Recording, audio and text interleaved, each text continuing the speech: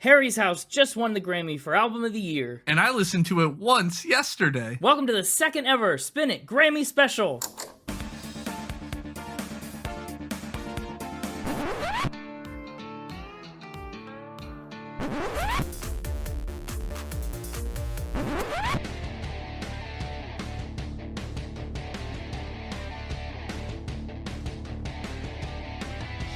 Hello, everybody, and welcome back to Spin It, the record ranking podcast for people who would rather be listening to music. I'm James, and with me is Connor. I'm here. I am with. It's true, and I'm also here, so that means you are here with me. Live at the Oscars. So there's a couple things wrong with what you just said. Whoops. First of all, we're not live.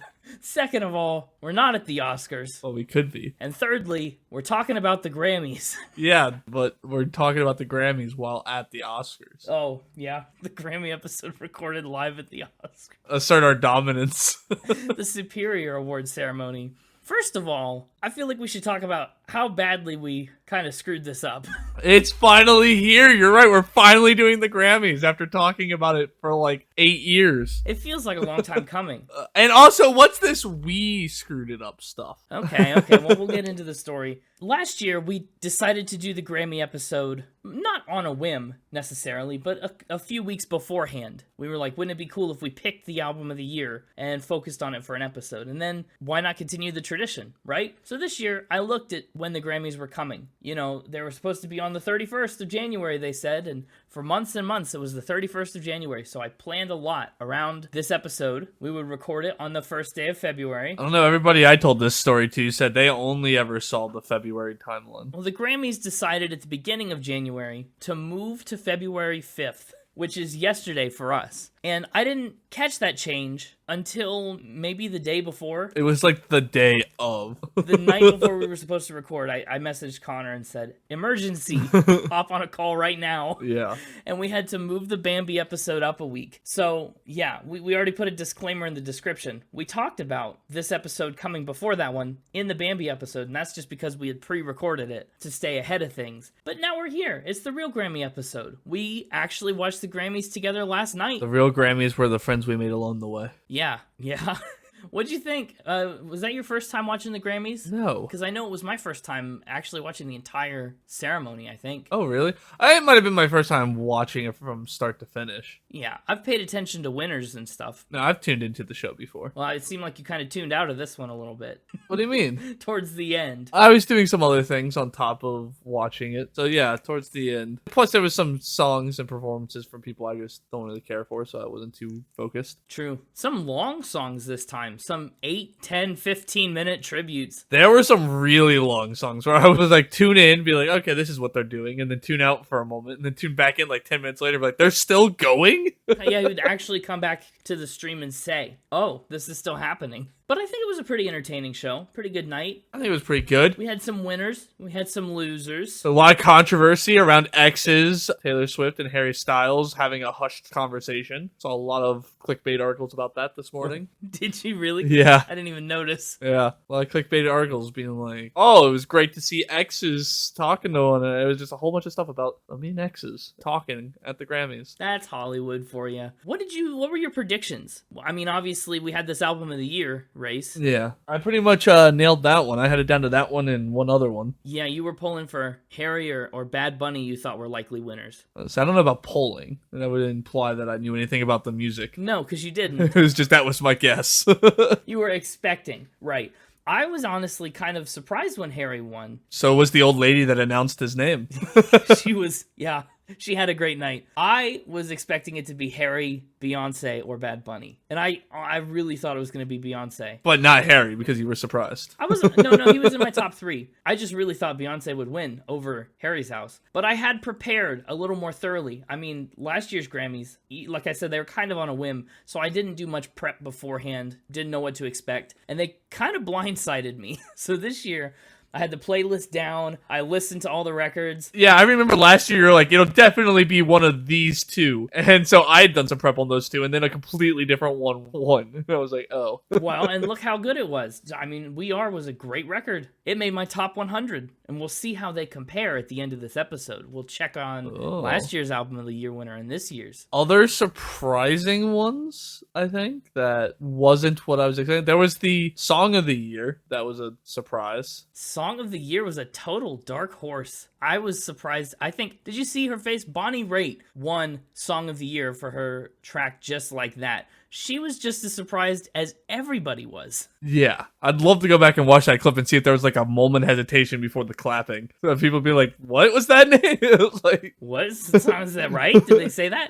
Yeah, she beat out. I mean, first of all, she beat Harry Styles, and as it was, she beat Beyonce, she beat Kendrick, she beat Lizzo. She just cleaned up. And I looked this song up on Spotify. It's got less than 500,000 plays. interesting. I listened to it. It's a pretty good song. I don't know that it would have had my vote were I a voting member of the Academy, but it's pretty good. I can see why you'd pick it. Didn't Willie Nelson win something too? That was a shock. Yeah, Willie Nelson. We were like, "There's no way he had like Country Album of the Year or something like that." And then Yeah, it was- announced. That's right. Mr. 90-something-year-old Willie Nelson won Best Country Album, There you go. which I maybe would have given an edge to Luke Combs or Miranda Lambert just because Luke Combs' album is pretty popular and Miranda Lambert seems to win everything. A couple that I don't think were announced. A lot of them aren't televised. My boy Michael Bublé won Best Traditional Pop Vocal Album for Higher. Yeah, that wasn't on the TV. Encanto cleaned up for all the movie-related music awards. Not surprising. Not surprising, with Lin-Manuel Miranda and Disney backing that. I really did think maybe Elvis stood a chance, just because it was newer. Well, it did by getting nominated. Yeah. That's what standing a chance is all about, is the nomination. Also, worth mentioning, even though Beyonce didn't win Album of the Year, or Song of the Year, or a couple other things, she did win a couple different Grammys and became the most winning artist in Grammy history. So that's an awesome achievement. That is pretty cool. Yeah, and I mean, we'll definitely do a Beyonce episode because, like I said, I've already kind of prepped half of one.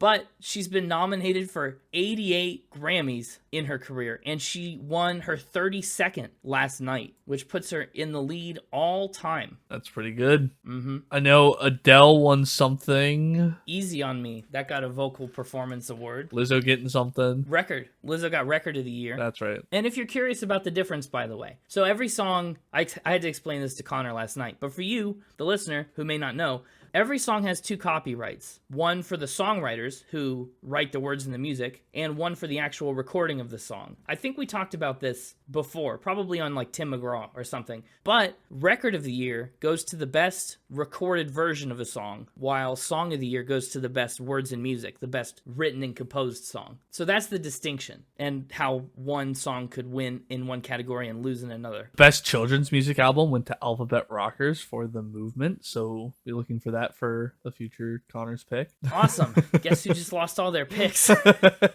I just realized the older lady who was pulling for Harry to win, she's an older lady, probably a grandma, which means she was a Grammy. She's a Grammy at the Grammys. You're right. She's a Grammy at the Grammy who gave out the biggest Grammy. I remember we made a joke, probably, I think it was like the Ingrid Andress episode, way back in the day, about the Grammy Awards being where we just award people's grandmas for different things. And we never did that, but it was a good idea. Add it to the list. But I think we've talked enough about the actual Grammys. We have. To dive into Harry Styles himself. Yes, let's talk about the album of the year. We've talked about, on this podcast, 7 other albums that won this award, which was a surprisingly high number to me. Should I make you try and name all of them? No, please don't.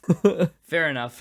I was so ready for this episode. Okay. Harry Styles winning, given that we're recording and editing this episode kind of on a crunch. You know, this is like the day after the Grammys. We really didn't have much time to get ready. Yep. This album was on the Albums of the Month playlist for me in June of 2022. So for perspective, that's the same time I was listening to the Monkees to get ready for episode 56. The podcast was still in year 1 when I was listening to Harry's House for the first time. Oh, because you were getting ready for episode 56, but we hadn't recorded. We hadn't released. Okay. Right. I was about to say 56 is year 2, my guy. But then I realized. No, yeah.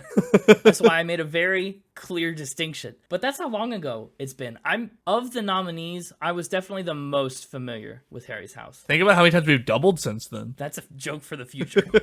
So as much as I was like expecting Beyonce to win and prepared for that episode, I was a little relieved to find that Harry's House was the winner because I knew it so well already. But yes, let's talk about it. Harry Edward Styles was born on February 1st, 1994 in England. Happy belated birthday. The Grammy was probably a nice present. When Harry was just a kid, his grandpa gave him a karaoke machine, and that's kind of what kicked off his musical journey. His very first recording was actually an Elvis cut. He sang The Girl of My Best Friend. During his school days, Harry was in a band called White Eskimo, and he crushed a Battle of the Bands competition, which at this point has to be a familiar story for us, right? I feel like a lot of people have done that. When Harry was 16, his mother suggested that he give the X Factor a shot. And this is probably a part of the story that a lot of you know pretty well. You included, maybe even, Connor.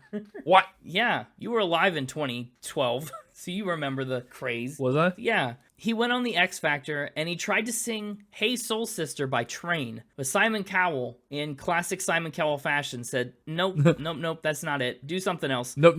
No. Yeah. So instead, he pivoted and sang Stevie Wonder's Isn't She Lovely? He made it to the next round of the competition, and that's where he got paired up with a group of guys. Niall Horan, Liam Payne, Louis Tomlinson, and Zayn Malik. Harry's actually the one that suggested they call themselves One Direction, and that was basically their golden ticket. They didn't win that season of the X Factor. They came in third, but obviously they went on to become a mega boy band after that time. If you haven't ever in your life heard the song What Makes You Beautiful, I don't know what you were doing, again, in 2014, but you really missed a widespread hit. With One Direction's first album, Up All Night, they became the very first British band to top the US Billboard charts with their debut record. In fact, all 5 of their studio albums were pretty significant success stories. Midnight Memories, their third record, was the best-selling record in the world in 2013, and their 2014 world tour is the highest-grossing tour for a vocal group ever. They're also the only group to have their first 4 albums debut at number 1 on the Billboard 200, which, as much as I wasn't into One Direction, I scoffed at them in their heyday, admittedly. Wow. I know, but look at the success they had. It was a formula that was working. You scoffed at them. I did. That was just the way I was, and a lot of people were, too, back then. If you weren't in the fan club, you were rolling your eyes. I remember. I don't know if I ever rolled my eyes, but I didn't really care about them either. Okay, see? Yeah, same difference. No, big difference. Well, either way. In 2016, the pressure of being the world's biggest boy band was really starting to emphasize a lot of cracks in the group, and they decided to take what they would call an indefinite hiatus, although at this point, there's really no indication that hiatus will ever cease. And superstardom definitely took its toll on Harry as an individual, too. It really affected his social media usage, his mental health, his general well-being. He actually said signing a solo contract without some of the heavy restrictions he experienced on One Direction's first contracts felt really freeing. He says he actually burst into tears at the relief of getting out from under those contracts. But yes, 2016, One Direction splits up. Harry signs a solo contract with Columbia Records and launches his own label, Erskine Records. As a solo artist, he's put out 3 records to date, featuring some massive hit singles like Sign of the Times, Watermelon Sugar, Medicine, Kiwi, and a few more. And he's also toured extensively. He's performed at the Victoria's Secret Fashion Show in 2017. He took up a modeling gig with Gucci, and he made his acting debut in Christopher Nolan's Dunkirk. Oh, that's not true. Isn't it? No. His feature film acting debut then. Okay. I don't know what the Mixtaper has planned. The Mixtaper's not got anything planned, but the Mixtaper did see that the entire One Direction game was apparently on an episode of iCarly. I don't think that's the same. He's been in actually a couple different acting things. He was in that, he's in the MCU, but that's more recent. Yeah, well, that wasn't a debut thing. He had some minor acting things, I think, before Dunkirk. Sure, but his first, his breakout, major role. Yeah, was Dunkirk. And when Christopher Nolan cast him, he didn't even realize that Harry Styles was kind of a superstar. He just thought he was a good actor, and then was surprised to learn that he had this massive international fandom behind him. Harry also contributed to music projects like the 2018 film Love, Simon and the sitcom Happy Together, which just makes me think of the Turtles song. But that takes us to his third and latest record, the album of the year, Grammy Award-winning record, Harry's House. It's a really mega poppy album. And actually, it's the first experience I've had with Harry Styles. Outside of your scoffing. Well, yeah, I heard some One Direction singles here and there because you, again, just couldn't avoid them. But I was surprised how appealing this album actually was to me. It's this really funky, synth-driven, soft pop kind of record. It was not what I expected from the same mind that formed a fifth of One Direction, to say the least. He wrote and recorded the album back in 2020 and 2021, and it finally got released on May 20th, 2022. So it was a couple years in the making. It was actually the fastest and best-selling record in all of 2022, and it debuted at number 1 when it moved 521,000 album equivalent units in its first week, which was the biggest first week of any US album in 2022. It also topped the charts in more than a dozen countries around the world. The album's lead single and probably biggest hit by a good stretch, as it was, stayed at number 1 in the United States for 15 consecutive weeks, making it the 4th longest number 1 hit in Billboard singles history. And Harry Styles is also the first British solo artist to land 4 singles in the US top 10 at the same time. Unsurprisingly, Harry's House ended up on a lot of year-end best album lists, and he took inspiration for the title and the concept of the record from a 1973 album by Japanese artist Harumi Hosono called Hosono's House. When Harry first conceptualized the record, he wanted to record it as an acoustic EP in his literal house, but then he pivoted and he made it more of a metaphor and turned his house into giving the audience a glimpse inside of his mind. This is a little bit of a deeper meaning. He said, imagine, it's a day in my house. What do I go through? A day in my mind. What do I go through? I'm in my house. I'm playing fun music, sad music. I'm playing this. I'm playing that. It's a day in the life. It's also apparently a nod to Joni Mitchell's 1975 song of the same name. And spin cycle connection that I'm really kind of shocked and excited to know. Harry's House features Spin It Pickle King John Mayer. Woo! He plays guitar on 2 tracks, Cinema and Daydreaming. I love it. Pickle King. I love it too. The Pickle King reigns. Oh, also, I guess we never mentioned at the top of the episode. Like we meant to. Yeah, just a side note while we're talking about Spin It Pickle King. We revamped the website a little bit, and we added, in honor of the Grammys, our own trophy case to the bonus content tab. Filled with our own golden spinnies. Yes, every Spin It award we've given out over the course of the show is on display in the trophy case. And some of them are really good. They all have little descriptions. It's great. I highly recommend checking it out. Yeah, so Spin It Trophy Case, live now in honor of the Grammy Special. And as for Harry Styles' own trophy case, obviously it's growing and growing. He's picked up 65 solo wins on 199 nominations. Again, over the course of just 3 albums and 6 years. And those nominations and awards include 3 American Music Awards, 5 awards from BMI and BMI London, a handful of Brit Awards, and 3 Grammys after last night on 9 nominations. Harry's House also took home the Best Pop Vocal Album at the awards, but as it was, actually lost all 4 of its individual nominations, which kind of surprises me. And, you know, Harry's also had a ton of attention from MTV, the People's Choice Awards, and many more. The list goes on. Trivia tidbits, one that I suspect you'll already know, because you've already mentioned the movie.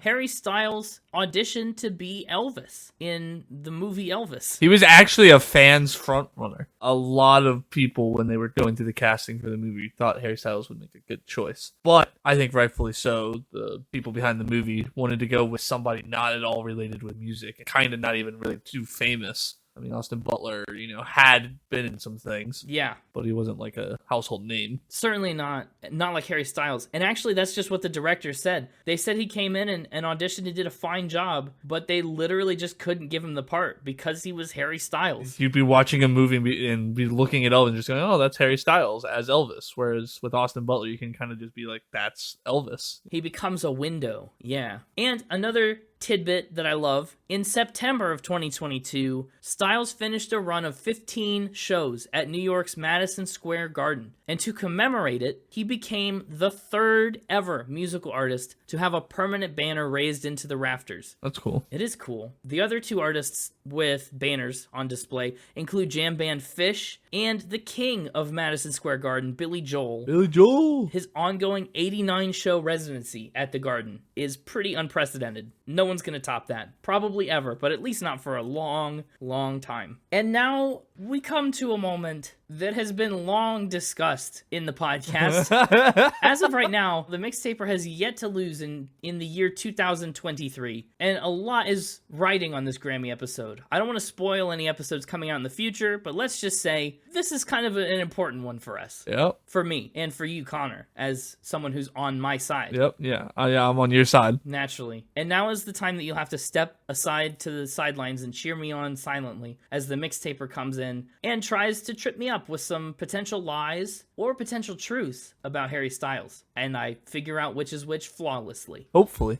Hey, it's me, the Mixtaper, undefeated champion 2023. Hello, Mixtaper. Definitely haven't lost ever So far in this year. in 2023. Yeah. We'll see how long the streak continues. I'm excited for this episode and this round of Factor Spin. Yep. It's only our second Grammy episode, so you probably had to find a lot of these facts in a hurry. I did. Some good ones, though. Some good stuff. I bet. Now, I've been doing this thing, since I haven't lost. I'm streaking. Yeah, you're streaking. And there's a little mind game I'm playing with you, so I need you to pick a number 1 through 4.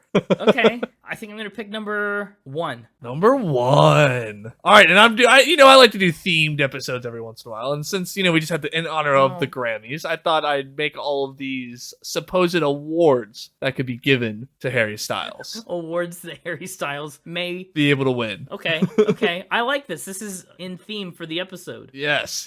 And so our first supposedly true award, the Try Both Award. The Try Both Award? No, the Try Both Award for carrying an interesting item in his pocket. For carrying an item in his pocket? This is good. This is very, we're making the Grammy Special extra special. Yeah. So what's he carrying in his pocket? Does the name of the award not give it away? Both of something. Do you not know? I don't know. I can't say that I do. Wow. Try Both is the slogan for Twix. For Twix, left and right Twix. Try both and pick a side. Marketing sucks. I hate that I knew that. Well, you didn't until I told you the answer. Well, that's smooth. I know marketing tactics are one of your favorite things. Predatory marketing tactics. And nothing's more predatory than telling people the two halves of a Twix came from different places and that they're somehow distinct. They definitely are. You can taste the difference. So now he's carrying Twix in his pocket? Sure is. Is there a left one in the left pocket and a right one in the right pocket? No, I think it's just, that'd be weird if they were unwrapped, get all melty, ruin his pockets. Well, but sometimes they sell the individually wrapped ones, but they tell you whether it's from the left Twix factory or the right Twix factory. You're right, they do sometimes. You're right. This is just, carries around Twix bars, his favorite candy bar, in his pocket with him. So whenever he wants one, he has it. Okay, but I also would just like to reiterate, even wrapped, they will still get all melty. It's true. In the heat of his pocket. So he just carries around Twix everywhere? Yep. Why Twix? Because it's his favorite candy bar. How often does he whip out a Twix and eat it? Is this like multiple times daily? Like, I don't know. If you're carrying it around, it's got to be once a day. Not necessarily. Maybe you're carrying around the same one for like a whole week. But then, I don't know. It's just like having an emergency Twix for when you want it. Sure. There's another piece of information that you're not going to be able to organically get to, because why would you? But he eats it in a weird way too. Does he go from the top and eat it like you know how you normally eat a Twix end to end? Sure. Does he go in from the top? He still takes individual bites out of each stick, but he takes equal bites out of the sticks. Oh, I don't like that. So that all the sticks feel equal and none of them get lonely. He doesn't like lonely Twix. This is such a weird fact. The Try Both Award. Is it a real award that Harry Styles is eligible for? Okay, well, hold on. What about when he's on stage? The guy performs and tours a lot. I don't know. I had that same question. My gut would say no. Oh, my gut's also saying no. This feels like a spin. Oh. I don't think this is an award that Harry Styles can win. I think this is a spin. This is a true fact. He's eligible for this award. Harry Styles, no. You had some Twix up your sleeve, darn you. I had more than one image of him eating Twix that I found on the internet. So Oh, that's young. He's been eating Twix for a long time. I think this is an older thing. I think this is maybe something he did in his younger days. I don't know if he does it anymore because there's a lot of older don't know. sources, and it feels like a thing a younger person would do. Carry Twix. Yeah. That's so wild. I can't believe the Try Both award. I can't believe he's tried both. He tries them both equally. That's also true and strange. Just eat them one at a time, man. All right, off to a good start. 2, 3, or 4. 2. 2. All right, this is the Cat Got Your Tongue Award. That's an idiom that traditionally means you're speechless. Uh-huh. People say it in like an antagonistic way, like, what's the matter? Cat got your tongue? Don't have anything to say about that? So is this him not talking? Knowing you, this could be the cat literally getting his tongue. Pretty close. Yeah, you know, this award is for biting off his own tongue. Biting off his own tongue? Specifically the tip of his own tongue. Whoa. What is this week? Did he do this eating Twix? Unknown, but plausible. Well, it sounds like he's pretty meticulous about how he eats Twix, so maybe not. It was while eating shrooms mixed with chocolate, so I don't know what chocolate. It could have been Twix. I bet it was. Shrooms mixed with chocolate. That sounds like a bad combo. Yeah, I mean, chocolate's pretty good. Yeah, sure. So he's under the influence. Yep. And I assume unknowingly gets that tip of his tongue.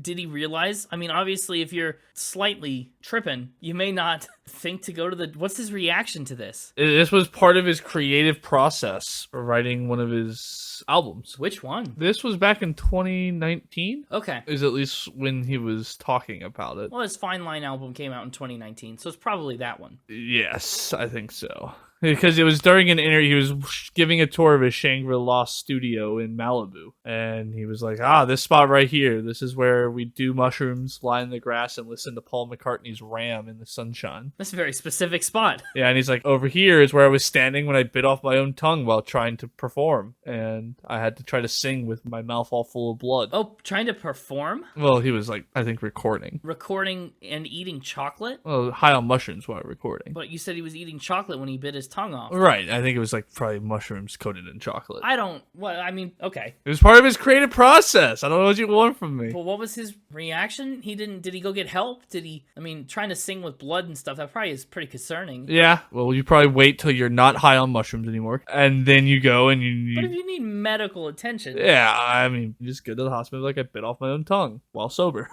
How much of the tip are we talking? I don't know. I couldn't find a photo.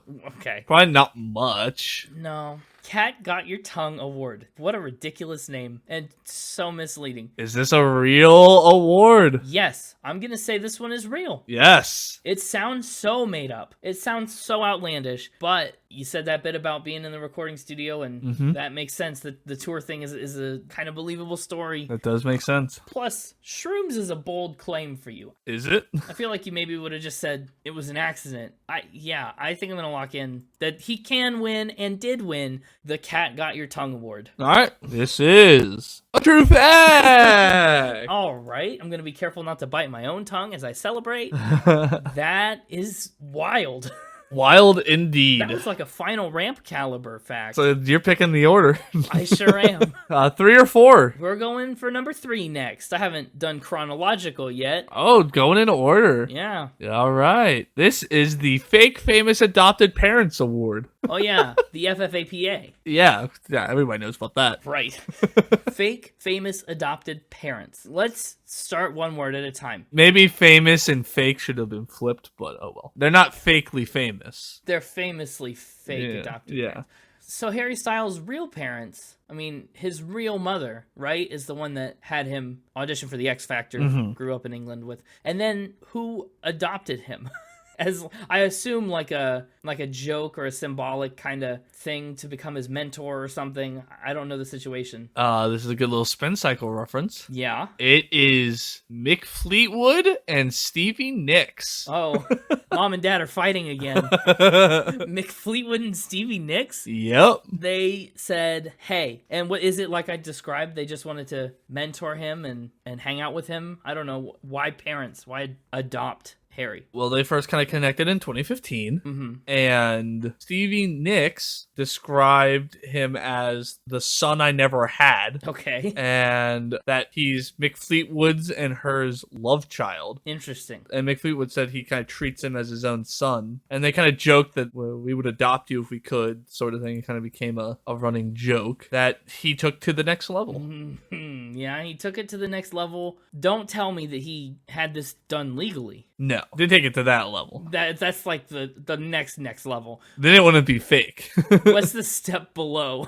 So in 2019, Stevie Nicks was inducted into the Rock and Roll Hall of Fame For the second time. for the second time, which we talked about. And Harry Styles was actually the one that like introduced her, did like the introductions. Oh, and got to give her present her with the induction. Yeah. And he, talked about their kind of mentorship, this kind of bond that they have, the two of them, and so on and so forth. And, again, the adoption thing had been a kind of a running joke between them all. And so alongside like giving her the induction, he also gave her a little photo of her and him in a little frame, and he wrote his name on there as Harry Styles Nicks. Oh, like he's a fake adopted. Yeah. Yeah, exactly. Cute. Bogus. This is not true. I think this is totally true about Stevie Nicks. Mick Fleetwood has nothing to do with this. Really? That's my assumption at this point in time. So I think maybe he could get the Fake Famous Adopted Parent Award, but I don't think he's going to win your Fake Famous Adopted Parents Award. Calling it a spin. Interesting. You think I've added Mick Fleetwood to this? I do. I mean, Mick Fleetwood was at the Grammys. He got up and played that cool little drum thing in his tribute to Christine McVie.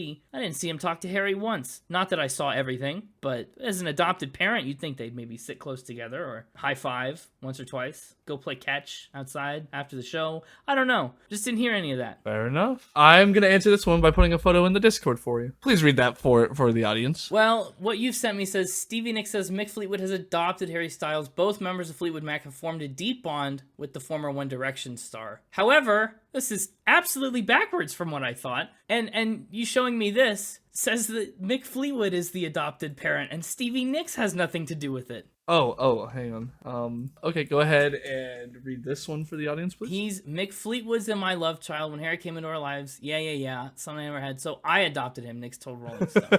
Okay, well, you sent me separate pieces of evidence. That's misleading. Darn you. And so this is a true fact. That stinks. I thought I had it. Why'd you pull the rug out from under me like that? I didn't pull the rug like anything. The first one says nothing about Stevie Nicks adopting him. Oh, man. That was a letdown. I sent you the first one just to confirm for you that Mick Fleetwood was involved, since you were so adamant that he wasn't. I didn't even consider you then thinking that Stevie Nicks wasn't. It doesn't say. She talked all about. She said Mick Fleetwood adopted Harry. Why wouldn't she say we? Well, before we continue, let me just congratulate you on not losing this week. Yes. I put so much pressure on myself for this one. It's all over now. But hey, at least now the pressure's off for the last one. Yeah, pressure's off for the last one. And so now it's time for number 4. It's time for number 4. Which is the Slow Skyhorse Award. What? Like a Pegasus? What's a skyhorse? How dare you? Wait! I know this. You do know this. Pigeons are the racehorses of the sky. They sure are. You're not. You're not about to tell me that this award means that Harry Styles lost a pigeon race? No, it's not. But it is about pigeon racing, in part. I hate you. We first talked about pigeon racing on the Weezer episode. Mm-hmm. And then it came back up a few weeks later when you received packets of information from... Oh, those packets are in my hand right now. I figured. It's the Beach Boys. That was the other episode where we talked about it. Because your unit for the Beach Boys is Racehorses of the Sky. Uh-huh. I was blown away when I found this. If I found it. Could be making it completely up. Yeah. But blown away. But now you might be asking yourself, why didn't I just call it the Skyhorse Award? Because it's not a fast pigeon. Because that's not the only animal he races. Stop. So he races pigeons. Are you about to say he races something slow like a turtle? Like a turtle! The fact is that Harry Styles races turtles and pigeons. I want to be sure we're clear. Oh, there's more. That was just all I felt like putting in the award title. He's a chronic racer. He has a big fondness for animals, and specifically animal competitions, such as turtle racing, pig racing, rabbit hopping, which we've also talked about before, I believe, on this podcast. Yeah, Elton John's Little Fit Bunny. I hate you. Uh-huh. And pigeon racing.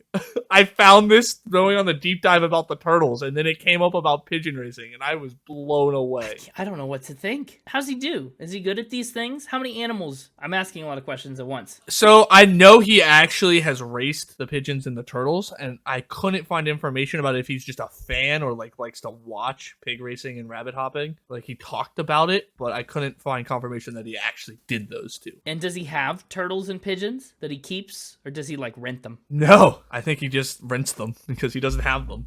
He used to have a pet turtle growing up. I think I found some info on that. Okay. That was also inconclusive. He does have a big dog, though. But yeah, so that's pretty much the fact. Bunch of animal racing. The Slow Skyhorse Award. I'm really glad the pressure's off on this one because I don't know what to believe. If it were just turtle racing, it'd be a little easier, but... Yeah, but then I threw pigeons into it, coming back up. Pigeon racing coming up for a third time.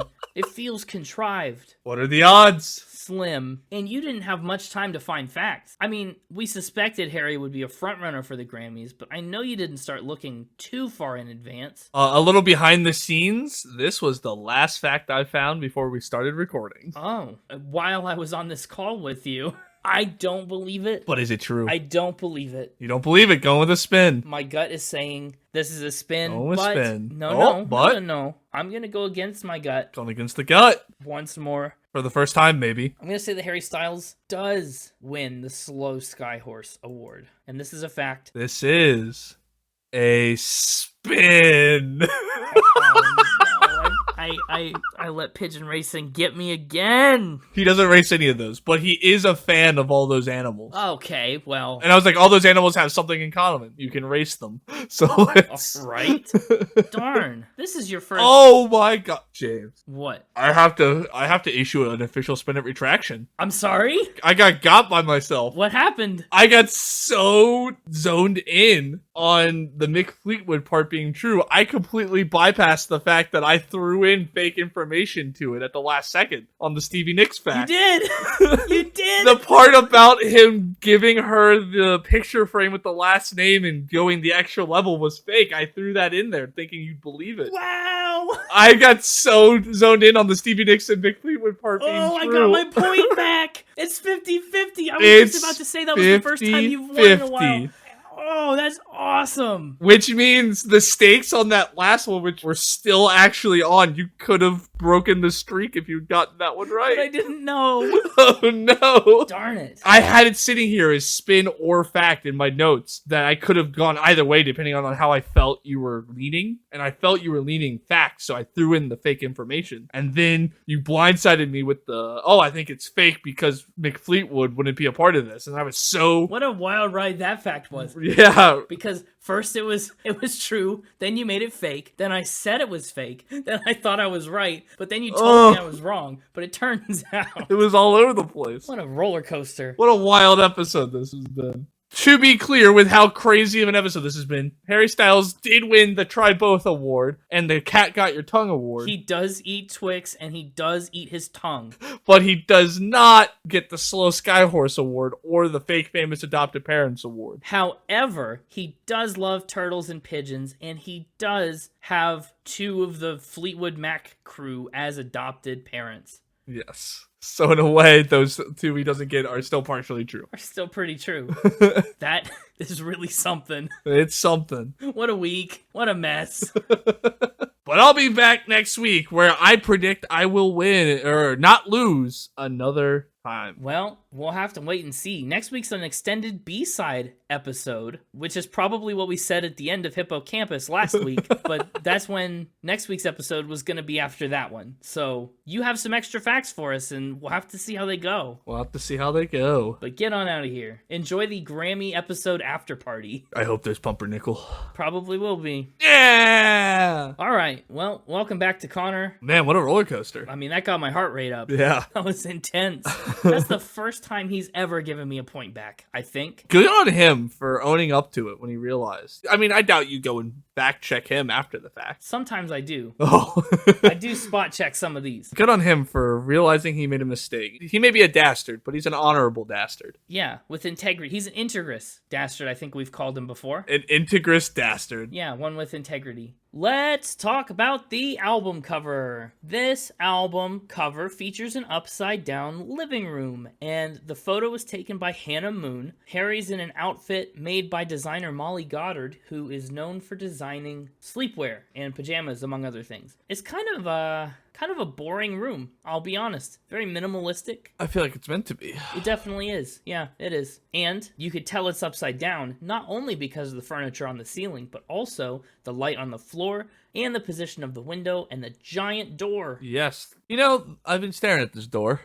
Yeah. Especially while you were playing Factor Spin against the Mixtaper. I didn't have much else to do. Except for look at doors. Yeah, it got me thinking. It got me thinking about last year's Grammy winner. Right, John Batiste. And the coveted Golden Spinny Award that we gave him. Yeah, we gave him a spinny for Best Rap. For Best Rap. Yeah, because the songs like Boyhood and... R.A.P., to clarify. Yeah, R.A.P. Other artists have gotten other variants of rap.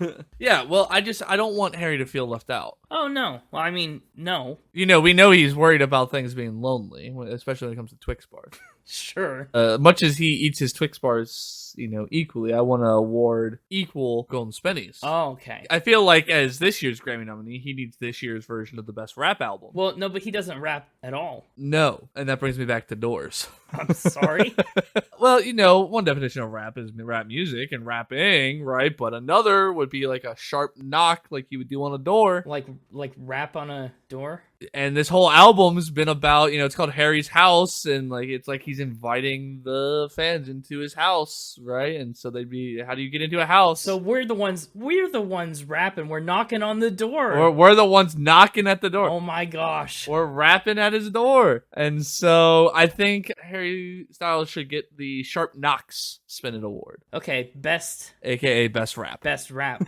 I can go along with it. Good grief. I honestly thought we were all out of ideas once we did Best WRAP and Best RHAP. That's the ridiculous one. And Best Par for the best album that was meant to be played backwards that features rap. Yep. I thought there was no more gas in the tank, but boy, do you always prove me wrong. And now I have a full year to figure out how to get next year's Grammy winner of Best Rap. Stay tuned for that. Yeah, we got something to look forward to. I like the album cover. I think you're right, it is simple. It's kind of muted in color, which kind of it throws you off your rhythm when you start this album. Well, this album feels like it is colorful and bright and involved, and the album cover is kind of the opposite. But also, I mean, maybe it's trending more towards the lyrical themes, which are mostly about longing and distance and separation, and the lyrics are a lot sadder than the music on this record, as we'll get into. Yeah. I saw a cool thing. What's that? On his tours, right? The floor seating sections. Mm-hmm. In the pit section, usually to help identify what section of the pit you're in, they give him the pit different names. And on his Fine Line tour, his pit zones were called Watermelon, Sugar, and Cherry. So you could be in the cherry pit. That's pretty good. But as they got closer to the release of this album, actually, fans noticed that pit names had changed to kitchen, bedroom, and hallway were the three pit zones. Oh,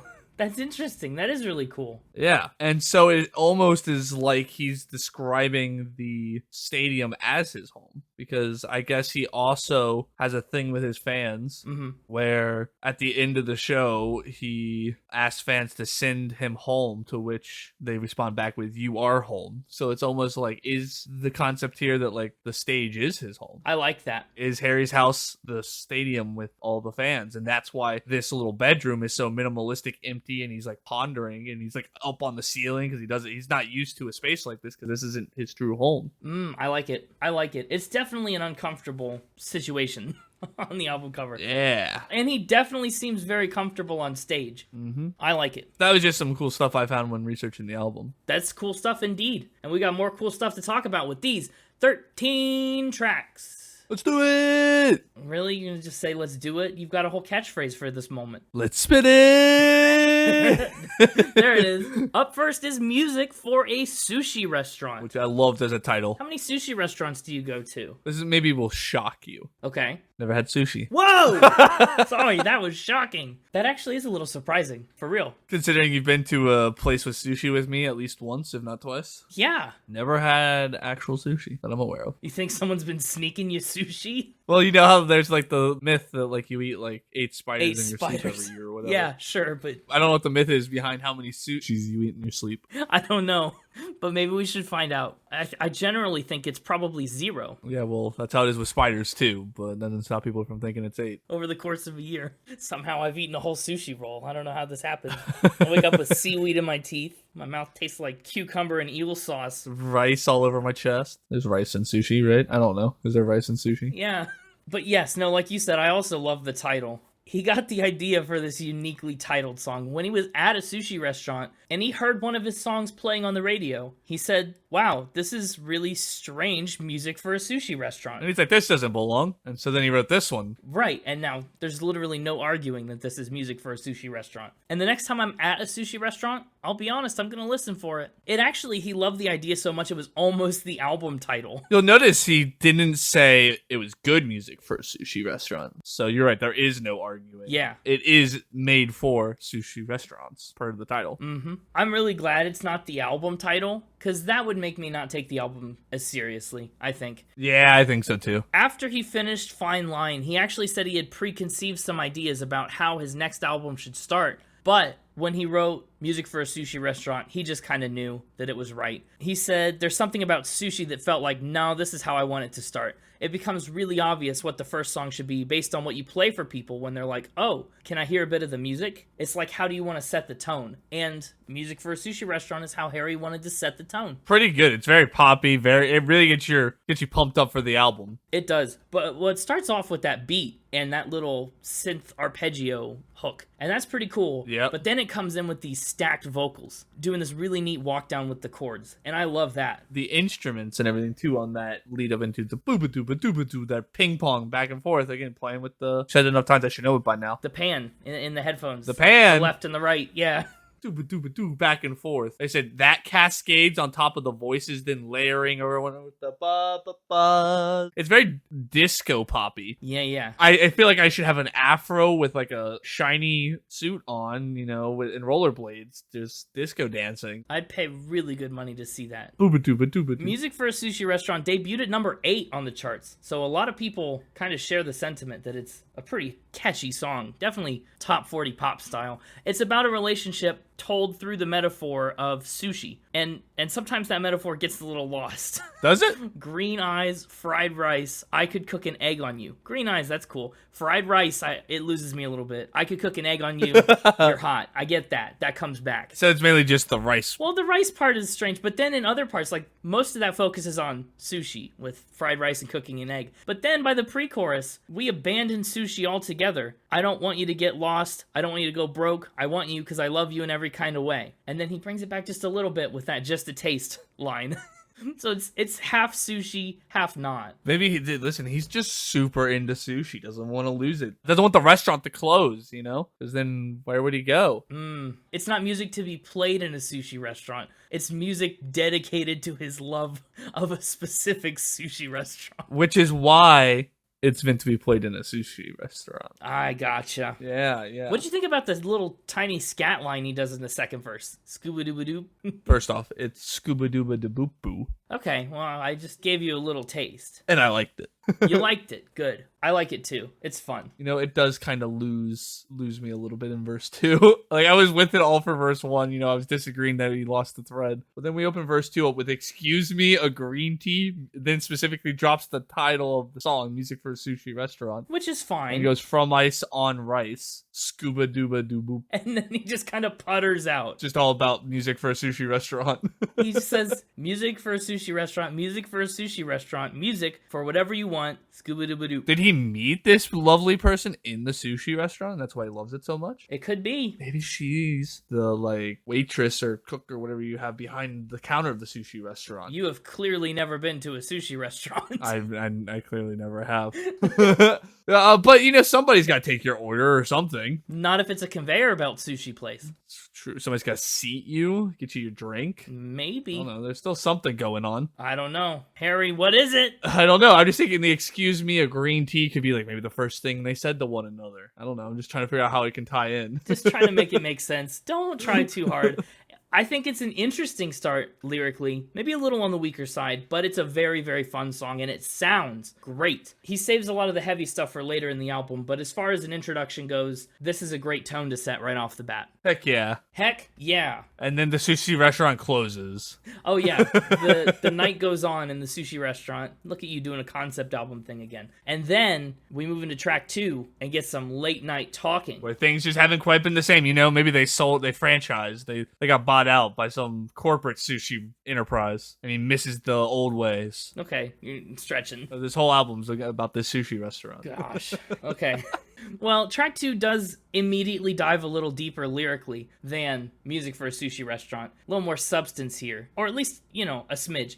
If the first song doesn't even scratch the surface, this one at least digs in a little bit. The rumor is that Late Night Talking is about Olivia Wilde, his partner at the time, and that's not the only song that's rumored about. Oh. Yeah, there's a couple others. But as far as Late Night Talking goes, Harry says it was the first song that was written for the album. It was like on day 1 of moving into the studio, and everything was still getting set up. And he said writing it so early helped them relax a little bit. He said it's a lot of fun, and he's enjoyed dancing to it many a time. I like Late Night Talking. Yeah, it's another disco poppy one, especially on that chorus with the ba-da, ba-da, ba-da, ba-da, ba-da. You know, just, it's so disco-y. It really is. Is that what you expected from this? I mean, knowing whatever you knew about One Direction? No. Same. I expected a more, I guess, modern pop vibe. And again, I wasn't sure if that was maybe exclusive to this album, not having this been my only real, like, I knew the classic super famous One Direction songs, right? Right. So I wasn't sure if maybe this was just a disco poppy album and the rest of his stuff was different. I was afraid to look because I did enjoy it so much on this one. I was afraid to be let down. Yeah, I haven't looked yet either, and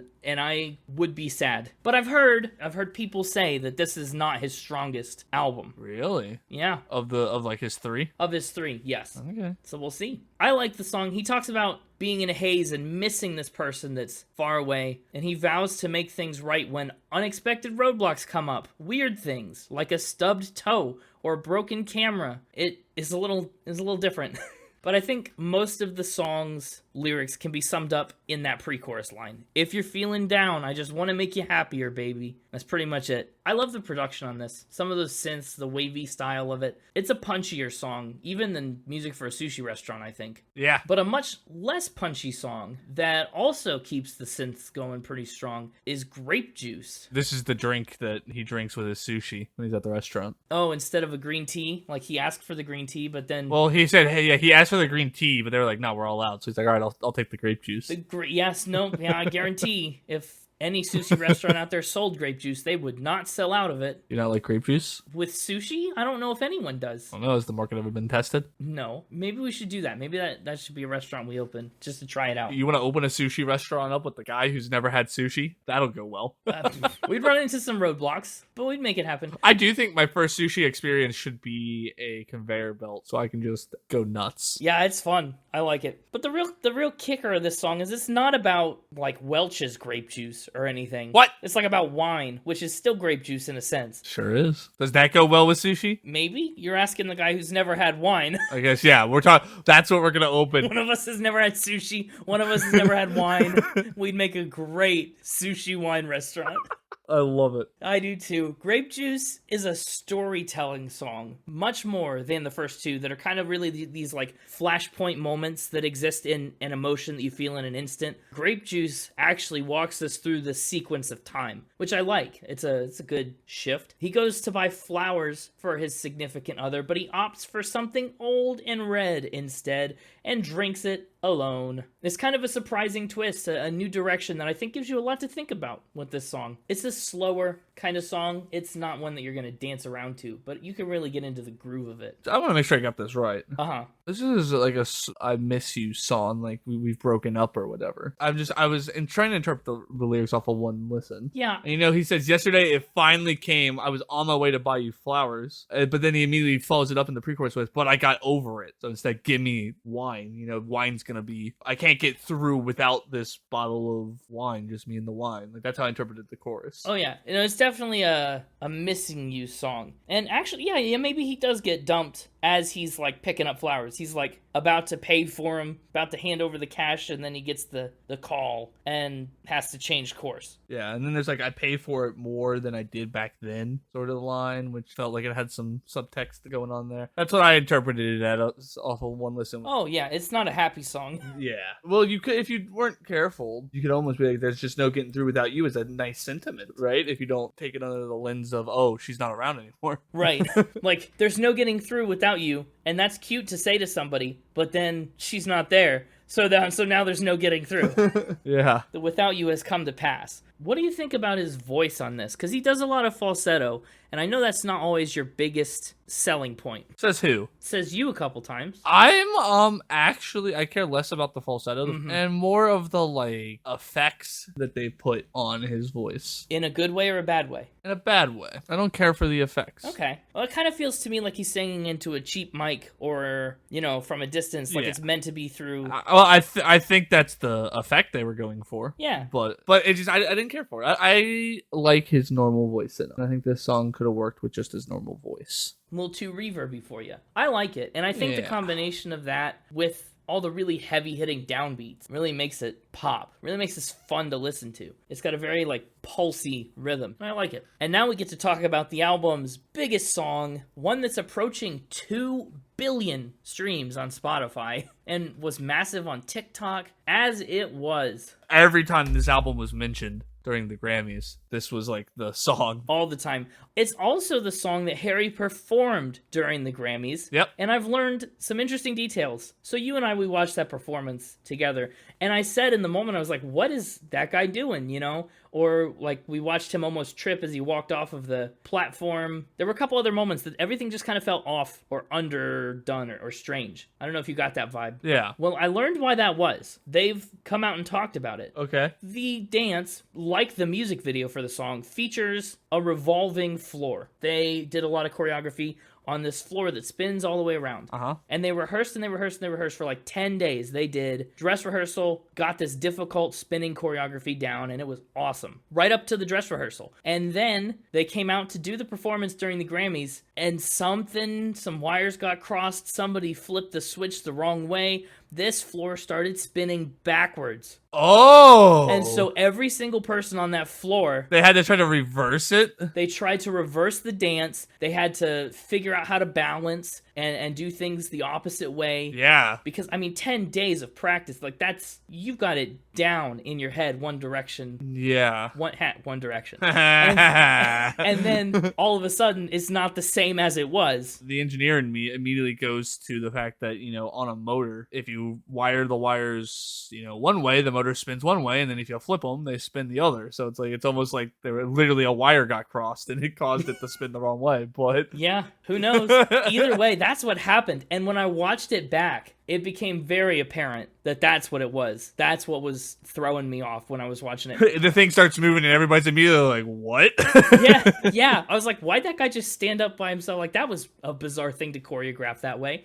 And that's what it was. And that's why he about trips when he comes off, or when he comes back over, he's looking for a way to get up and trying to find an opening because the timing is wrong. Yeah. So, kudos to that entire dance team for just being absolute pros and figuring out a way to make something work on the spot. Now I want him to do another live show just for him to do his dance the proper way. I want to see it. I feel like we've been robbed. I know. Surely they recorded the dress rehearsal, right? Give us the dress rehearsal tapes. Rehost the Grammys. Second Grammys. Give it to us as it was. Yeah.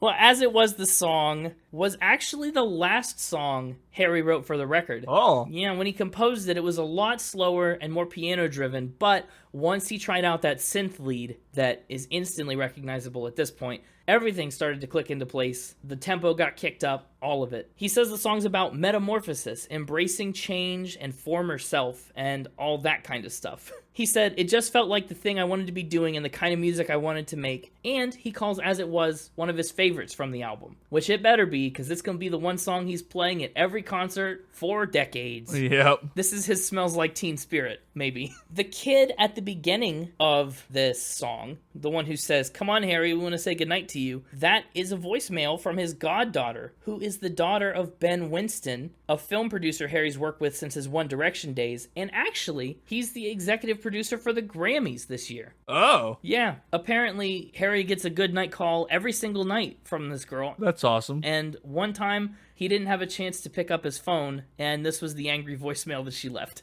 I like that. Me too. It's a neat little story. And this song is all about, like he says, growing up, changing, and kind of trying to appreciate the past, but not dwell in it, to grow from it and learn from it and move on. Because, it's not the same as it was. To some degree, he wrote it in the middle of the pandemic, right? Referring to the way that everything had changed and nothing could really go back to the way it was before. But then also he sprinkles in all this stuff about life changes, relationships fading. There's a lot of background behind this song that it's easy to overlook. There's also a lot of color symbolism in the music video. Is there? The dancers, he's in red and his partner's in blue. Yeah. People think that might be a reference to The Matrix. My brain immediately went to 3D glasses. Mainly just because of a track later called Cinema. But right. Red and blue kind of sit at opposite ends of the visible light spectrum. I hope I get this right. I'm not going to fact check myself. Okay. Red is the short, fast wavelengths, and blue is the longer, slower wavelengths. The blue colors have the short wavelengths. Ooh, got it backwards. Hey, just like that spinning floor. Totally backwards. Well, it makes sense when you think about it. Blue flame is the hot flame, and that's because it's more energy hitting you faster. Yeah, you're right. Well, this has been a nice little segment of science with Spin It. Ba-da-da-da-da-da. We're like STEM, but it's science, technology, engineering, and music. Music. We have squirrels to do the other M. Trying to think what our STEM would be. Spinning, talking. The E's the hard one. Yeah, it is. I give up. Engineering and music. Just randomly engineering in there.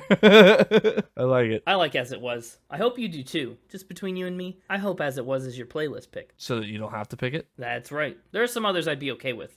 And if I don't pick it, you won't pick it either? You got yours locked in? Yes. Ooh. But either way, there's something there with the color image. It's true. Yeah, and this is an interesting spot to bring up light. Because we're cursing it! Because the next track on the album is called Daylight. We're cursing the daylight. Daylight is another vibey song. Harry says he wrote it like a stream of consciousness, and actually, they literally did it overnight, so that when the song was getting finished, it actually was becoming daylight. Basically, what happened was the band was in the process of writing a song, and he says they were like, we have to find a way to stay awake and finish this, because if we all go to bed, then this song won't turn out the way it would if we finished it tonight. He said, life, and songs in particular, are so much about moments. In surfing, for example, sometimes you don't get the wave, and sometimes the wave comes and you haven't practiced, but every now and again, the wave comes and you're ready. You can ride it. And so Daylight was one where they just had to ride the wave. I love it. It's a song about a long-distance relationship, and there's clearly this physical distance that he's trying not to let grow into an emotional distance. And I assume that he's cursing the daylight. We can infer that there's like a time zone difference. He's calling at all times, staying awake just to spend what little overlapping free time he can with the one he loves. It's an alright song. All right. Okay. Yeah. I love the dynamics on it.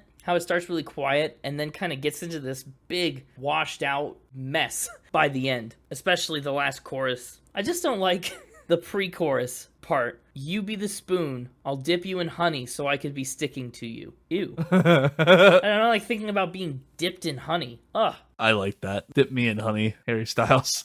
I don't think he will. I feel like he won't. I think he would. I think if I ever was in a spot where the opportunity presented itself for Harry Styles to dip me in honey, he would be all for it, just off of what I know about him as a person. Really? Give him a Twix. then he'd definitely do it. I'll trade you this Twix if you dip me in honey. I'm just saying, if I'm at a place with a giant pool filled with honey, Yeah. and Harry Styles is there, and I say, dip me in this, he'd be like, let's do it. I'm just saying, if the opportunity, I don't know if he'd go out of his way to do it, but if the opportunity was there, he'd be all in. But then he'd be sticking to you. Not necessarily. I think it'd be kind of a Achilles heel situation. He'd grab me like the heel, and that would be the only place not covered in honey. Oh. It's the only place that I can get stung by a bee in the future. And so instead of being dipped in the river Styx, you're gonna get dipped in the river Sticky of honey. The river Sticky. And then a bee will only be able to sting you on the ankle where Harry Styles dipped you in. Yep.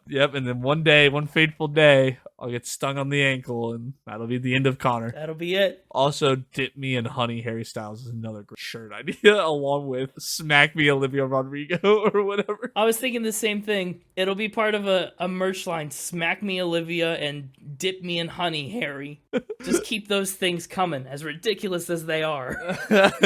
I guess that pretty much summarizes our thoughts on Daylight, and then some. And after that conversation we just had, I think I've earned the title Little Freak. Maybe. Little Freak is the next track on the album, and it's a real scaled back song, even from Daylight. Actually, I was listening to this song, and the vocals and the harmonies here kind of reminded me of Hippocampus, which is really funny because that's the episode that took the place of this one in our chronology, in our sequence of events. Really? Yeah, it just kind of feels, maybe not like Bambi necessarily, and that's all you have reference to know. Yeah. But maybe some of their other stuff. This one feels right at home. I'm a big fan of Little Freak. A big fan? Really? Yeah, in terms of ballads on this album, this is probably my fave. That genuinely surprises me. Really? Yeah, what about it? I love the vocal rhythm. I like the kind of layered reverb sound on his voice. I like the lyrics. The chorus is super catchy. You're talking about the reverb on his voice, like the same thing that they did on Grape Juice that you hated? No, because it's different. It's better here. Oh, it's better here. All right. And in fact, I was just about to bring that up and talk about how, this is a good example of doing something wrong in one place but doing it right in another, and kind of comparing the difference between the two. And this one's less old microphone style reverb and more underwater. Oh, it does feel very underwater. Yeah, you're right. And I like it. And again, just of course, I was thinking about who you are, delicate point of view. I don't know, I really enjoy the chorus on this. I think part of what it is that there's no harmonies on Grape Juice, but on Little Freak, that vocal is layered almost the entire time. I'm a big fan of harmony. But also, I'll be honest, this and As It Was are the really only two songs that get stuck in my head that I have found myself singing. I've been trying to hold it back so that you didn't know that this time, since I've been accused of letting it slip in the past. Who's accusing? You! Oh, well, that makes sense. I guess I am the only one here. It's definitely not the Mixtaper. Also, I'm just not reading the lyrics to verse 3. And we just had this ankle talk, and here he is talking about a broken ankle. Yeah, see? You knew this was coming. And I really love verse 3. Jumped in feet first and landed too hard. I broke ankle, karma rules. You never saw my birthmark. Yeah, it's one of the song's most powerful moments. I like that a lot. But yeah, I'm a big fan of Little Freak. Me too. I especially like, verse 3 comes to terms with how he's disrespected this person. And then that little seeing his birthmark thing feels like such a clever, sneaky little way to kind of simultaneously explain that there's both a physical and emotional depth that they just never reached, even though this relationship was going well for a time. Do we think that the birthmark he's talking about is his 4 nipples? Oh yeah, we didn't actually mention that, did we? We talked about it outside of the episode. Harry Styles has 4 nipples. Yeah. I was hoping the Mixtaper would find it for Factor Spin, but he didn't. Well, Harry Styles is all the time walking around with either no shirt or barely any shirt, so I think the Mixtaper just assumed you probably knew it. How often does the Mixtaper think I see Harry Styles shirtless? You do way more research than he does for these episodes. Okay, point taken. Actually, I think the nipples thing was even on his Wikipedia page. Oh, although apparently an extra nipple is not considered a birthmark. No, different things. Oh, Styles has a birthmark on his hand. That's a hard one not to see. But honestly, I kind of like that because it is so obvious. It's like she never took the time to see the real him, to notice the small details. The details and the intimate. Yes. A hand is like the number one body part that a couple interacts with, right? When you hold hands. To have a birthmark in such an obvious central location for your significant other to interact with and not have them notice it is pretty deep. I like that. Yeah, it really is good. I also love, I mean, the whole song is him remembering this past relationship, but in the chorus he tells us he's not worried about where they are or who they'll go home to. He's just thinking back on the good times and the memories, and I really like that. It's a pretty meaningful moment. In a song called Little Freak, it gets surprisingly deep. Yeah. I can't believe your favorite ballad wasn't Matilda. We're getting there. I mean, we are there. We're here. Ah!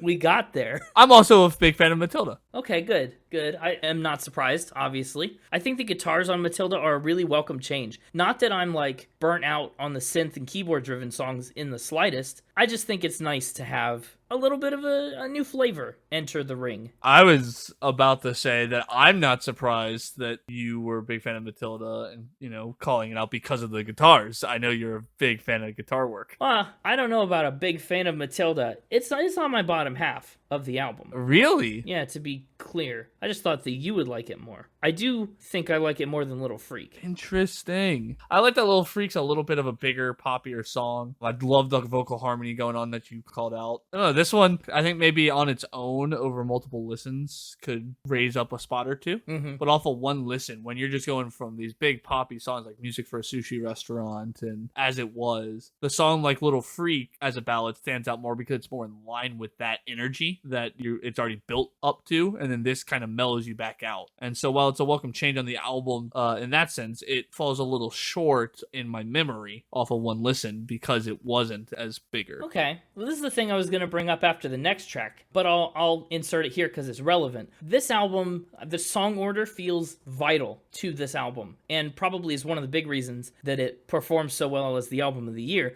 It's kind of got this flow to it where we have up-tempo, then we slow down, then we pick it back up, then we slow it back down. There's kind of this inhale-exhale. It's intense pop, it's slow reflection, and I think that keeps it engaging all the way through. We never get just one thing hammered too hard. Matilda is actually inspired by a real person in Harry's life that he's never actually revealed and has actually never even played the song for them. But he says it's disguised as the famous Roald Dahl story of the same name about the little telekinetic girl. I'm sure most of you have seen the movie Matilda. I like the extended chorus this song has in the middle of the song. Yeah? Yeah, because the first chorus is just a simple little 4 lines, ends after the sorry for leaving and growing up. And the last one kind of does, but that middle one, he does a whole extra set of 4 lines. Yeah. Made it feel better, more fleshed out. The 4-line chorus kind of felt like not enough. Yeah. Thematically, the song is about him reaching out to comfort this person who just doesn't have a place to belong. People, misunderstand her. It's really tough to cope with. And he says the song is an attempt to, be there for them without making it all about him. If nothing else, he says, it just shows that I was listening to you. That's kind of his goal for the song. One of the sweetest, most caring sets of lyrics on the album. I think it's pretty certified poetry about,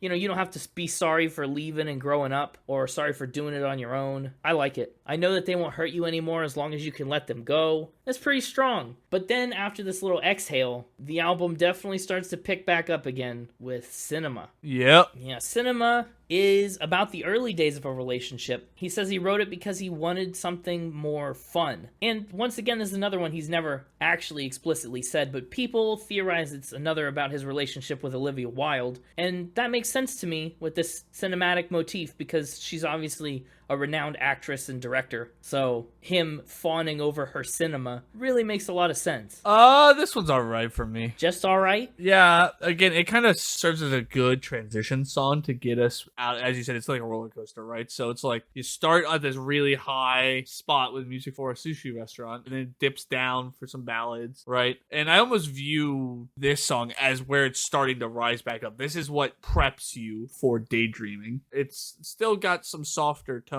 to it, but it's getting you prepared for that rise back up to some fun songs. Okay, that makes sense. And it actually really does make sense that you might not like it. I think Cinema is the most conventionally repetitive song on the album. It really kind of relies on these production tricks to carry the chorus and the outro all the way through to completion.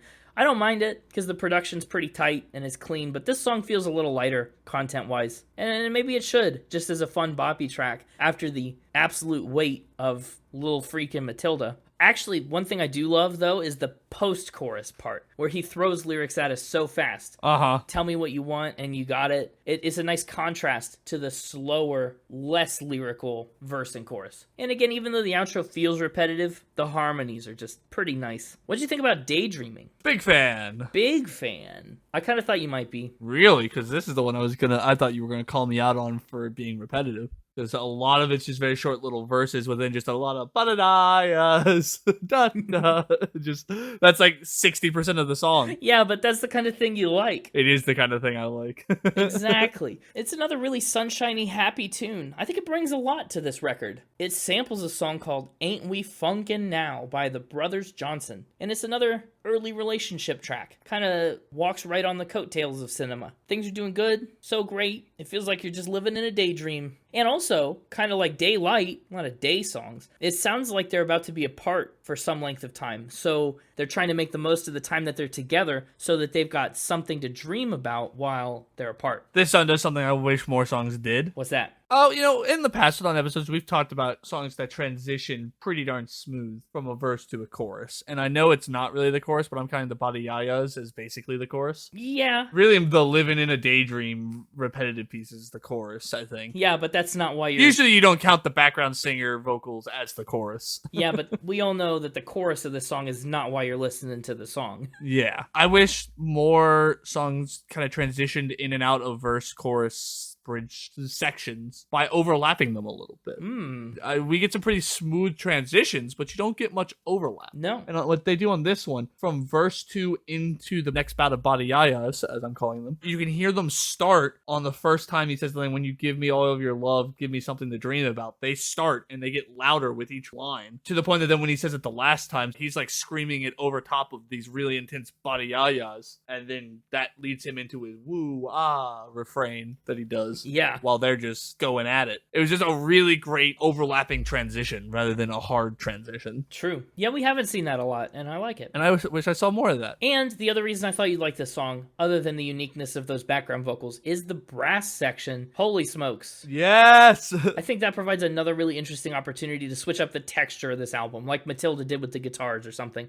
It's just really working well for me to insert that little change right here. So yeah, I think as it was, Little Freak and then the Body Yayas are pretty much, as I was walking around work after listening to this, the three things that kept popping into my head. Yeah, Body Yayas are probably a pretty annoying thing to be in your head by themselves. It was, and it's great because I work out on like a factory floor a lot, so I can pretty much say whatever the heck I want to myself, and nobody's gonna hear it. Everybody's got earplugs in. I'm walking from one machine to the other. There's all this loud banging, clanging, sawing going on, and so I'm just walking down the aisle going "Body ya ba ba" to myself. Like I have my own little music soundtrack as I'm walking around. It's like you're living in a daydream. Yeah! Look at that. That's great. I like Daydreaming a lot. It's a good track. And it's actually the kind of the end of this second upswing of the album. The next track on the album is Keep Driving, and that one is another pretty significant tonal shift and slowdown. I like Keep Driving. Whatever bad stuff is happening in life, whatever turmoil the relationship's in, we're gonna just keep driving. I'm also a big fan of Keep Driving, yeah. I like how he shows us subtly that there are all these ways the relationship is in turmoil, even though they're gonna try and power through it. He uses these little subtly charged lines, like small concern with how the engine sounds, we held darkness and withheld clouds. It's cool. He uses a lot of rapid fire little blips of images. I think he works really hard, and he's very conscious about keeping the lines and syllables very short on the verses. And I think that's really effective. I put this song in between Little Freak and Matilda, both in terms of pop intensity. You know how I was talking about how Little Freak was a little more on the music for a sushi restaurant as it was pop side, whereas Matilda was the more stripped back. And this is like right between the two of them. It still has that pop influence, but it is also more stripped back than Little Freak. But I also put it between the two of them, I think, in terms of how I like them as ballads as well. Interesting. Yeah, it's definitely got a little more swing to it. The swing to it and the lyrics on this one. I like it too. Yeah, that's like such a big thing with cars, right? You're like driving along and all of a sudden it makes a weird noise you're not used to, and you like turn the radio off and you're just driving in silence, listening for that sound again to try to figure out what it is. Just checking, yeah. And you're asking yourself, you're like, should I stop and pull over and see what that was, or should I just keep driving? And like applying that to a relationship where like something has happened that indicates there might be a problem, and you're kind of asking to yourself, should we just keep going and kind of see if it does it again, see if it becomes a bigger problem, or should we stop and deal with this now? And I just love that metaphor. Big fan. Yeah, I'm a big fan too. And I also really like the way that it escalates so absurdly on the bridge. It gets almost unrecognizable in style on that bridge, and I really like it. The song itself is really short, at 2 minutes and 20 seconds, the shortest track on the album, but it's really pleasant, and there's a lot to dig into packed in here in a way that doesn't make the song feel cramped or busy. Once again, kudos to those short syllables. And then, Satellite's kind of a mixed bag, the next track. When we talk about slowed down and speeding up, Satellite kind of does both. Satellite's another one that plays with the pan. It starts when it first kicks in. It's only in your right, and then when the brass part kind of starts to crescendo, that kicks in only on your left, and then fills out in both. Yeah. Again, I don't know how you choose to listen to this. Yeah, I'm usually a headphones listener, but you're definitely right, and that kind of parallels the motion of a satellite. Okay, well, we're going back to Spin It Science class. Oh, here we go. As we all learned back in our school days, satellites are these things that are out there orbiting the planet in space. The moon, for example, is a natural satellite. It sure is. And there are a lot of man-made satellites up there that are used for, ding ding, communication. So this song is another really clever metaphor about that, feeling distant from somebody that you're desperately trying to be close to. You're orbiting around them, waiting for this communication that's just not happening. It's just another really creative metaphor, right? Because like you said, satellites are like how we communicate. Without satellites, we wouldn't have the ability to communicate like we do. Well, we do have, and Harry Styles knows this, carrier pigeons. Oh, that's true. Modern day technology would not be the same without satellites. Pigeon, I'm waiting for ya. It's a whole different vibe. I like it though. Yeah. Harry Styles, if you're looking for creative ideas, you can have that one for free. Call us. That's just a sample of what we can offer. Album of the Year winner, if you need some creative ideas, we've got a pool of honey with your name on it. But anyway, back to the metaphor, talk about how relationships are all about communication. And, like the number one reason for a relationship falling apart is a lack of communication. Mm-hmm. But yet another definition for satellite is something being remote, like a satellite location, it's like a remote, far off side location from the main location. Yeah. And so there's this inherent sense of loneliness and separation with the term satellite. So it has this cool double meaning. Yeah, it's pretty smart. I like it. Pretty good. Hey, I know we tell you to do it every week, but Harry's been doing it. He's spinning out, waiting for us. Spinning out, going round and round like a record. He keeps spinning. Harry Styles keeps spinning. It's true, and you heard it straight from him. I like it, and apparently, so we have the metaphor side of things, but I also like the way that he brings that into literality, where he says he's having these doubts, right? Am I bothering you? Do you want to talk? And they have to, drink the wall, right? They have to drink all the wine until they're finally ready to, open up and just force some conversation. It's a lot. And I love the way that the song starts out really soft, but then by the time we hit that chorus, and especially the bridge, once again, it's really built up, just like the frustration and this tension that he so clearly feels in this relationship. Yeah. Satellite's pretty good. I wish we could put 3 on the playlist. Really? Yeah. This would be your second choice? Yeah, it might be. I don't know. I like a lot of different songs on this record for a lot of different reasons. There's a clear favorite for me, which we'll get to when it is my time to reveal a playlist pick. Okay. But I think there are a lot of strong second options. There's not much you could pick that would necessarily disappoint me. I'll find a way. Probably. Up next is track number 12, the 12th song on the album, Boyfriends. It's a little bit of general relationship advice that he's passing along to a friend. He says it's both acknowledging my own behavior and it's looking at behavior that I've witnessed. I grew up with a sister, so it's watching her date people and watching her friends date people. And he says people don't treat each other very nicely sometimes. It was one of those really quick, just say what you think of boyfriends. So that's what he does. He just says what he thinks. Boyfriends take you for granted, get under your skin, and they're just kind of aloof and they misunderstand the situations that they put you in. A good concept for a song. I like the song, but I think by virtue of the song being what it is, it falls in my bottom half. I'm not surprised. This song has Matilda vibes. I think I'd still maybe actually put it above Matilda because I love all the harmonies that he's doing. There are some great harmonies, like because this is again the most stripped back guitar heavy. The guitar comes back. It does. As a key player, but I think I like this one better than Matilda. It's a little less cookie cutter of a song than Matilda is. Yeah. I think it's okay. Also, that intro is him saying, "Fool, you're back at it again," backwards, with the guitar and everything reversed underneath it. It's weird. Backwards, which is cool. It is cool. It's not the first time he's used backwards lyrics in his songs. He did it on some previous albums, too. First time he's done it for me. So it is. And that brings us to the closing track, Love of My Life. To the Baker's Dungeon track. Yeah. Actually, when Harry put out a teaser trailer for the album, he used the instrumentals of the ending of Love of My Life, but in reverse. Once again, flipping things backwards. The title is a little deceptive. You know, it's called Love of My Life. You might think it's about a person, but it's not. It's about his home in England. He says, I've always wanted to write a song about home and loving England and all that kind of stuff, and it's always kind of hard to do without being like, went to the chippy and I did this thing. And I'm glad the song isn't that, believe me. He also says the song was the most terrifying song because it's so bare and so sparse. But for that reason, he says it's also very much in the spirit of what Harry's House is about, and he talked about his original version of the album concept as an acoustic EP, really taking things full circle on the last track. Another big fan of this song. Yeah? I like the intensity that it has. I like this emphasis on the bass and the way it kind of builds an intensity up through the chorus and then backs back off. I'm a fan of the structure of this song. And I think it serves as a good closer. It does. It definitely does. Actually, I think learning about the context behind what this song is all about makes it even more impressive for me. I think if this is a song about a person, it kind of falls a little flat. But knowing that it's about his hometown and kind of this tribute that he's worked really hard to craft, I think that makes it feel a little better. Yeah. But I guess that's it. That's the end of Harry's House. We've come to the back door. Sure have. You know what that means. Time for final spin. Time for final spin. Let's talk scores. Musically, oh, this album is so fun. I know you only talked about 3, but for me, so many of these songs get stuck in my head. I listened to this album 4 or 5 times since it won the Grammy and we recorded this episode. That's awesome. I really enjoy it. I'm excited to give this one another listen. As you should be.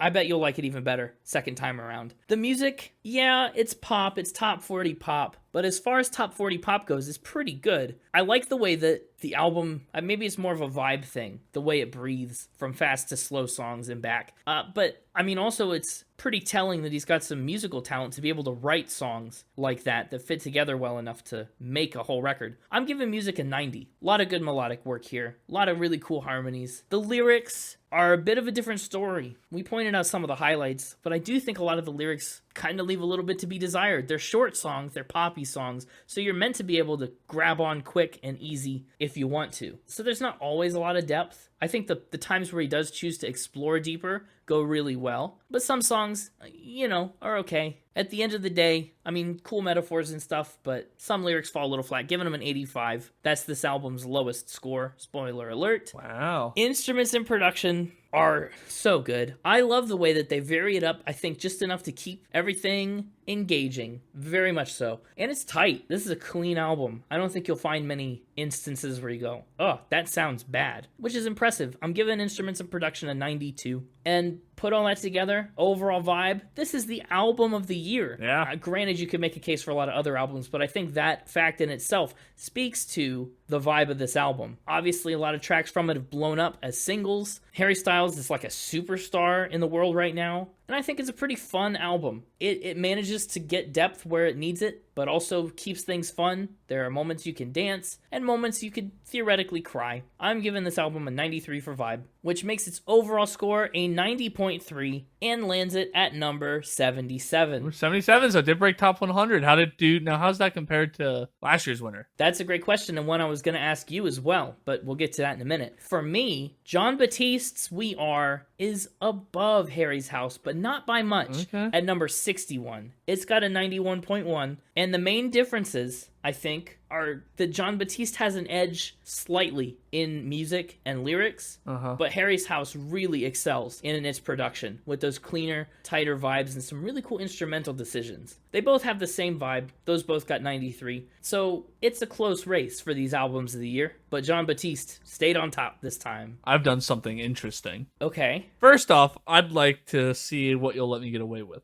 That's always a dangerous question. What will I let you get away with? Yeah, well, normally, when I take more than my allotted Connor top 3, plus honorable mention, that means I have to take one from the next recording. Son of a gun. But the next one's already recorded, so I feel like I should be able to get away with it. We're ahead a little bit. It is the Grammy Special, so maybe I should let you do something a little special. I don't want to just take full advantage of that, right? And so what I've actually done here, now what I think would be an interesting, special way to do my favorites, I've just broke the album up into 4 tiers.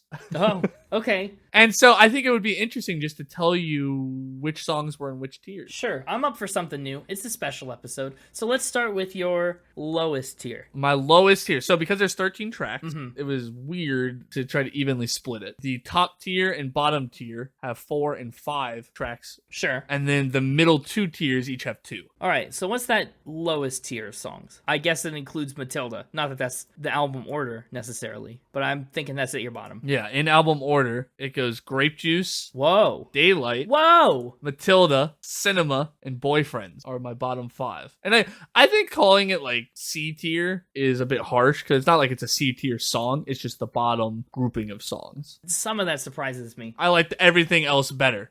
I would disagree with a few of those. Daylight and Grape Juice are my biggest qualms with that. I almost could move Daylight up to B tier, but then that would... you know what? We will. Screw it. Daylight can go up a tier. It's your own thing. It doesn't throw off anything. Well, it throws it off for me personally. I don't like that it's uneven. But we are. We're going to bump Daylight up. Okay. So what else is in the B tier? Got 3 tracks: Late Night Talking, Oh, Daylight, and Satellite. interesting choices. Which brings us to A tier, which is 2 tracks: Music for a Sushi Restaurant and Keep Driving. Okay. So then, wow, Little Freak made it all the way to your top tier. It did. I'm a big fan of it. My S tier tracks were As It Was, Little Freak, Daydreaming, and Love of My Life. So if I was stuck with just my normal Connor top 3 plus honorable mention, it would have been those 4. A little surprising. Yeah, interesting. What's that playlist pick, though? That's a tough one. Well, since mine is locked in, What is yours? I want to see if you can guess it. I've tried to be ambiguous about it. Part of me is worried it's Grape Juice with how much you've disagreed with Well, me. I do disagree with your thoughts on Grape Juice, but it is not Grape Juice. And it's not As It Was, huh? It's not As It Was. No. I don't know. Is it Late Night Talking or Music? Is It's it one an of the first? easy pick for Late Night Talking. In my mind, no question. This obviously gets overshadowed by As It Was, but I think Late Night Talking has a lot of merit just on its own weight. I think it's the best song on the album. It's a good song. As It Was, maybe it's just overplayed. It's also really good, but I think Late Night Talking is it for me. For me, As It Was is maybe a bit overplayed. For me, it's the instruments and that hook, the ba ba ba, is all it's really got going. Well, that's all it needs going for it. That's all it really needs to make it into my S tier. It's a great song. I just don't know if I want it for the playlist. I could take any of my top 4, my S tier. I mean, that's literally true. Love of My Life, it has that great intensity and got the body yayas. It's hard to pass up a body yaya. I don't know what I want. I think I'm gonna put As It Was on the playlist. Okay. I think it fits the playlist best. But boy, is every single other one of my S tier songs going on my personal playlist. Hey, that's not often though. You don't always take songs to make them your own. There are some albums we have done that not a single song from the album's gone on my personal playlist. Shocker. Well, that sounds like this album's not getting a 1. First off, I'll do it just to prove you wrong. Be careful what you wish for. Sounds like this album may be getting a 1. I'm a big fan of this album. When I arbitrarily chose this one to be the winner, I agree with myself. I think this was the right choice. Good for you. Okay. I'm glad this was the one that won. I didn't listen to the whole album because there's the chance we do a future episode on it, but I did just go do a quick sampling of some of the other ones to kind of see. A little bit of Renaissance, a little bit of Un Verano Sin Ti. I just kind of went to them and found the most played songs. This was the winner. So what you're saying is you listen to Moscow Mule and Break My Soul. Yeah. Yeah, I was gonna say. As for my score, Let's see what you got. this one's getting 8 dips into the river sticky out of 10. Nice. Dips into the river sticky. 8 of them. That might be enough to make you invincible Yeah. to bee stings. except on the ankle. I think in my head now I'm getting skewed. You and I, we've had some 9s recently that's been skewing my perception. 8 is a pretty good score from you. Spoiler alert, I've had a couple 9s pop up. I didn't say which ones, but we had a couple 9s, and so now you're like, oh man, an 8? You feel like you failed. No, yeah. Well, the Grammys would have been the ones that failed. I didn't pick this. You're right. I mean, I was going to pick this eventually, but now it's kind of off my chest. It's off my plate. Now, I also have to point out Jon Batiste got an 8. Sure did. So your placement of this album is particularly important. Sure is. And it is going right under Jon Batiste. Just like mine. Wow. Well, yours has a little degree of separation. Sure, but of the albums that we've done on the podcast, and of the Grammy winners especially, we put the albums of the year in the same order. And it's for pretty much the exact same reason. I think Jon Batiste gets that slight edge for lyrics and music. Yeah, obviously, I agree, because you said that you agreed with me, so... And so that's where it's going. Well, great. This felt like a special, Grammy special. I think we did a lot to make this episode really fun. I think we did too. And it makes me feel a little bad for Jon Batiste because we didn't know what we were doing a year ago in terms of Grammy specials. Yeah, well, now we've learned and improved and stuff. Just think about what we'll do for next year's Grammy winner. That's something for all you aspiring Grammy winning artists out there to look forward to, you know. If you do well enough to earn Album of the Year at the Grammys, you might get a special, super special spin-it episode of your own. Just for you, and see the ways that Connor stretches the laws of linguistics to give you some kind of best rap trophy. Also, speaking of, it's a great time to re-mention that our website now features our Spin It trophy case with all the previous spinnies that we've awarded to people. Check it out. Everyone from Billy Joel, to present and beyond. Not everyone. Few receive spinnies, but the notable ones do. You'll remember some of them from favorite episodes, or you just gotta pop in and see. It's under the bonus content tab at www.spinitpod.com. But, did you already call out all the socials and everything? No, I didn't. I wasn't paying attention to you. I know. It's okay. You were too busy admiring the trophy case. I was daydreaming. Yeah, bayada. If you're looking for more Spin It content, and I know you are, you can find us on Instagram at SpinItPodOfficial, on Twitter at SpinItPod, and depending on shipping times, we either just did or are just about to do a very exciting Spin It Pod live stream on Twitch that you won't want to miss. It'll be unlike anything else we've ever done, and it'll be so much fun. Oh, it's gonna be great. You definitely want to tune in for that if we haven't done it. And if we have, go check out the VOD. The VOD will be on the YouTube channel and Twitch. I'm just so excited. I've been waiting for weeks. Anyway, that's all I've got. So don't be spinning out waiting on us like Harry Styles is. Instead, just keep spinning. spinning. So I've been thinking about what STEM could stand for. Did you find something for the E? Maybe. Maybe. What I've come up with is STEM stands for spinnin', tangents, ear smiles, music. Oh, I love that. Look out for the upcoming STEM merch line. Ba-da-da, yeah, ba-ba-ba, yeah.